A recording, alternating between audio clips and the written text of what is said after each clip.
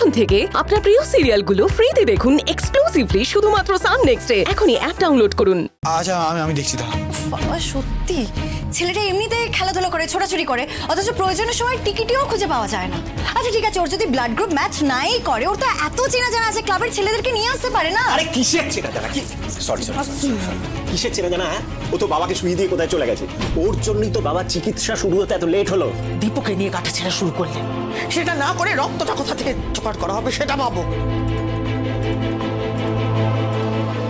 বড় মা, আমি একটা কথা বলি, রক্ত দিলে কোনো ক্ষতি হয় না। আমাদের বস্তিতে কত রক্তদান শিবির হয়, সবাই রক্ত দেয় ওখানে।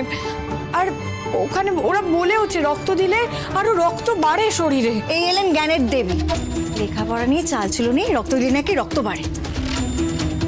হে নীলা, তুই চুপ কর, আমাদের সমস্যাটার আগে সমাধান হোক, তারপরে বকবক করিস। নার্স, বলছিলাম ব্লাড ব্যাংক থেকে ব্লাড আনা যাবে না? সেখানে অন্য গ্রুপের হলেও ব্লাড তো জমা দিতে হবে। এই এক মিনিট এই রূপসা বিদু, এই তোরা রক্ত দে। এই ওরা দেবে। না মানে আমার তো সবে বিয়ে হয়েছে, এখন রক্ত দিয়ে যদি উল্টোপাল্টা কিছু হয়ে যায়। আর তাছাড়া ছোটবেলা থেকে তো আমি রক্ত দেখলে কিরকম ভয় পাই, বুকটা টিপ টিপ করে। রূপসা, তুই বরং। না না, আমার তো সামনে সেমিস্টার, আর এইসব করতে গিয়ে যদি আমার সেমিস্টারটা দেওয়া না হয়, বাবাই কিন্তু সব থেকে বেশি কষ্ট পাবে। আমার হবে না রে দিদি। আমি ব্লাড দেবো, আমার ব্লাড নেই।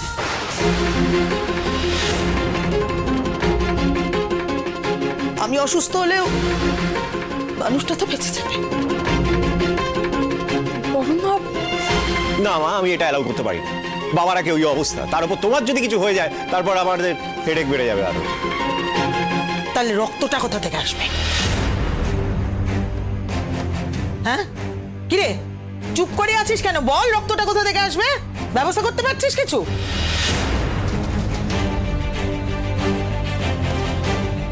আমি রক্ত দেব।